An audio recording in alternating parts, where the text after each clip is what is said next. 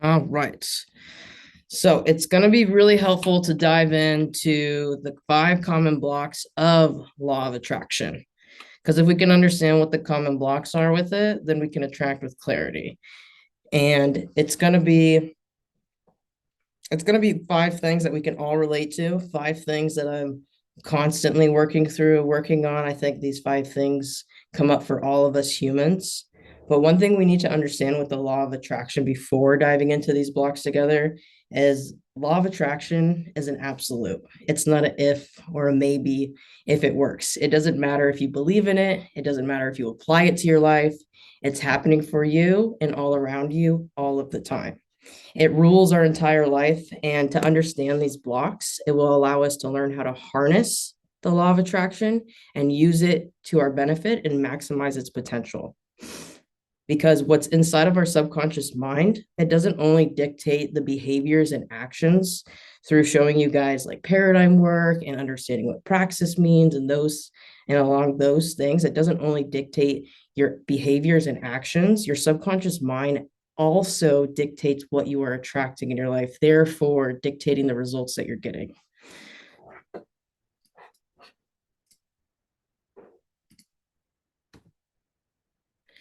So, law of attraction is a very powerful universal law that states that whatever we focus on, put our mind to, and take action on, we will attract into our lives and manifest. But it goes way beyond just positive thinking. There is underlying work to do in order to make those thoughts work to their full potential. We can think positive thoughts all day long, we can focus on good things all day long. But if there's underlying feelings that we're suppressing and not addressing because we're trying to be positive all the time, law of attraction will not work for you, because what you will attract will directly connect to what is going on underneath the surface for you. So, 5 common pitfalls to the law of attraction. We're going to go into each one of these a little bit, and we're going to dive into limiting beliefs. What do our belief systems look like? What do we need to shift and change to attract the things in the life that we want? We'll dive into the fear of success, the fear of failure, low self-worth, attaching ourselves to the outcome, and lastly, unresolved trauma.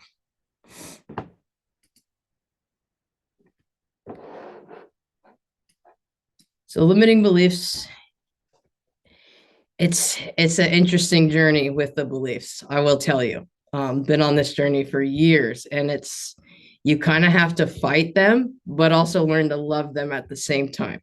It's like you're fighting out this old programming that doesn't serve you, but you're also trying to learn how to love on those old beliefs, because as you're learning how to love on those old beliefs, that love of those beliefs become your new belief system.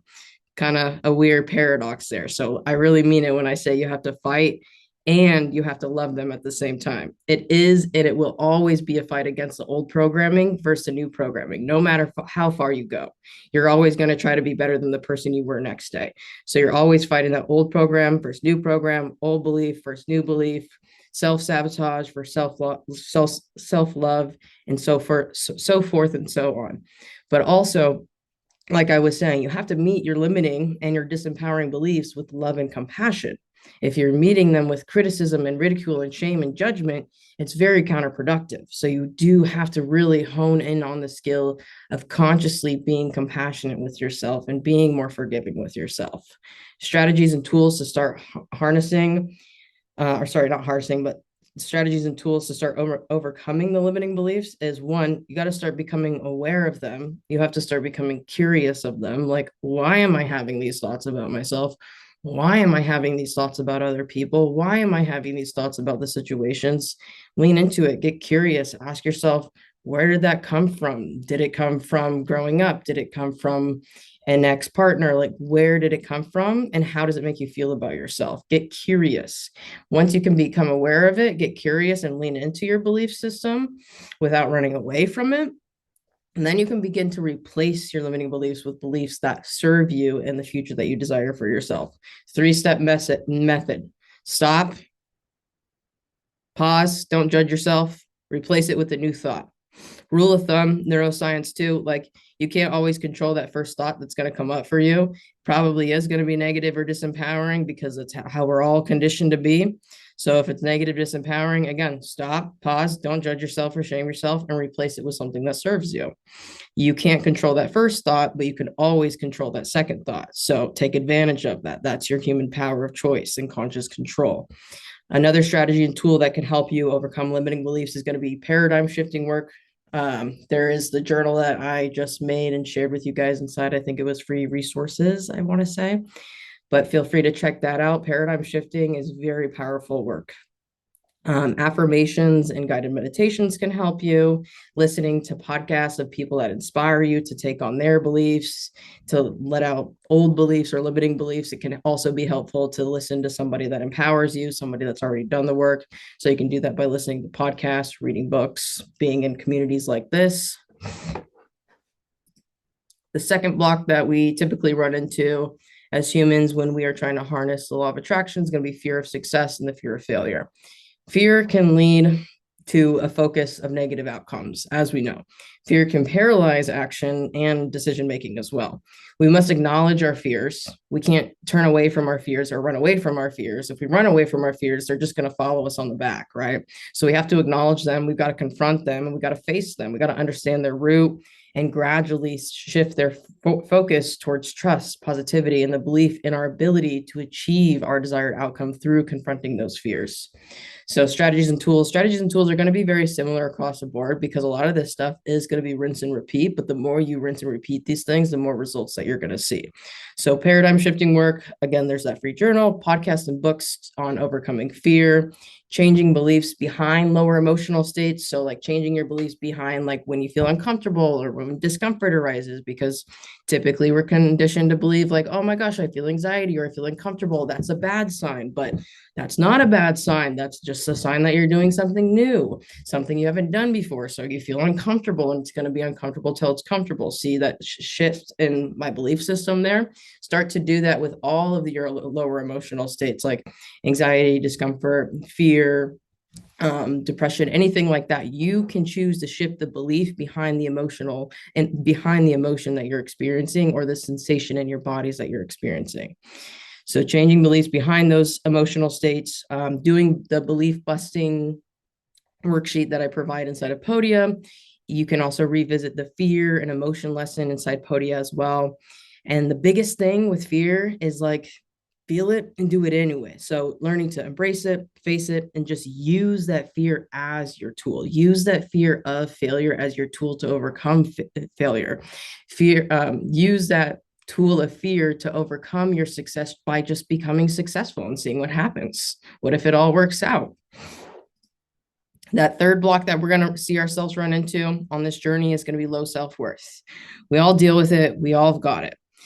So feeling good about yourself helps you draw in what you want, because believing in you is believing you deserve it. It is key and it is crucial. And it's the one thing that will tell you if you're going to attract the things that you want or not. If you really believe that you deserve it, if you really believe that you can have it, because if you doubt you're worth it, you might push away the good stuff you're trying to bring in. If you believe you can, and if you believe you can't, you're right.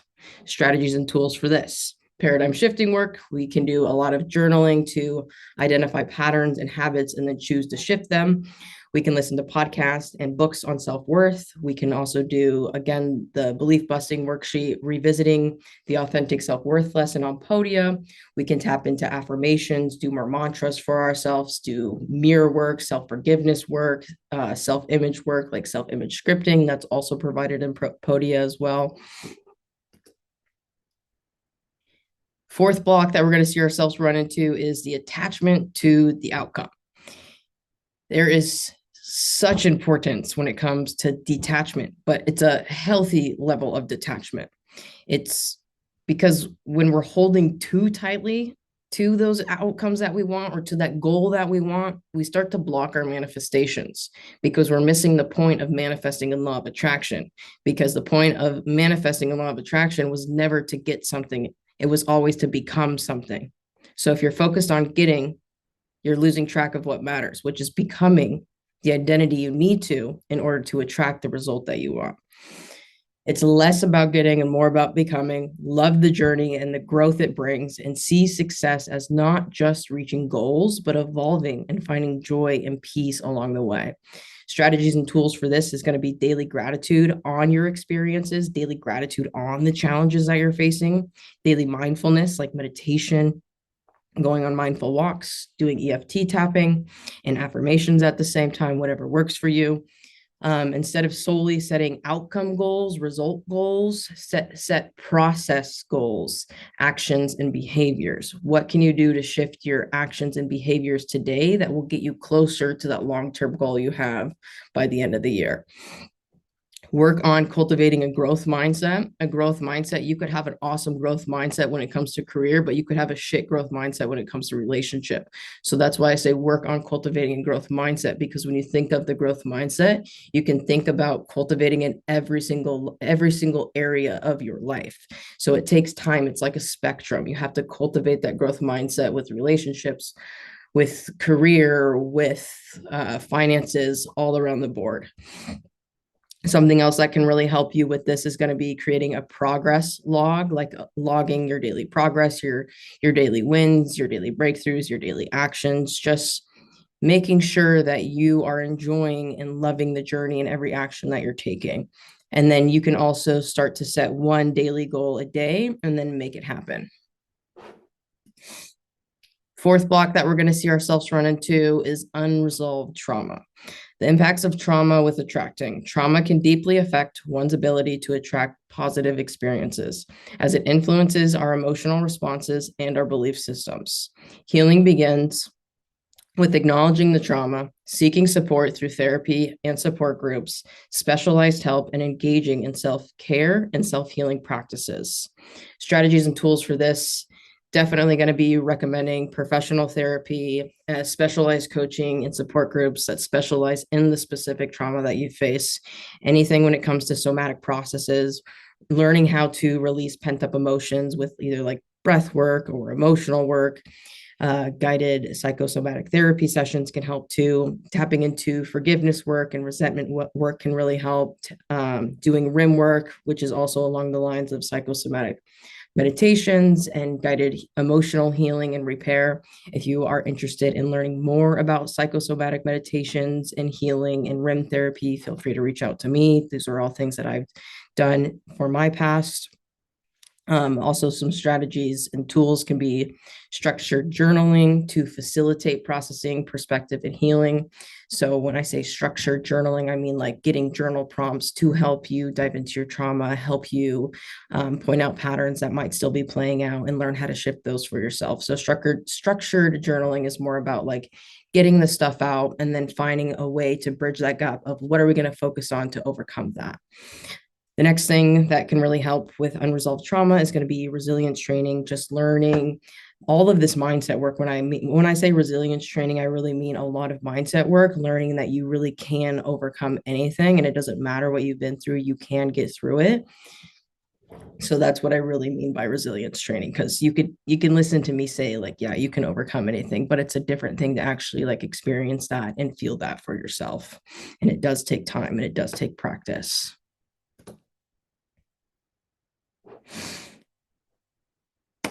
What law of attraction really comes down to at the end of the day through all of these 5 blocks is just taking 100% responsibility and learning to embrace your personal power to attract the life that you want around you. Keep it simple, follow through, recommit as much as you need to. Doesn't matter where you are capable just as much as anybody else is. You can really, and I mean really, attract the life you desire by going all the way within yourself and never giving up.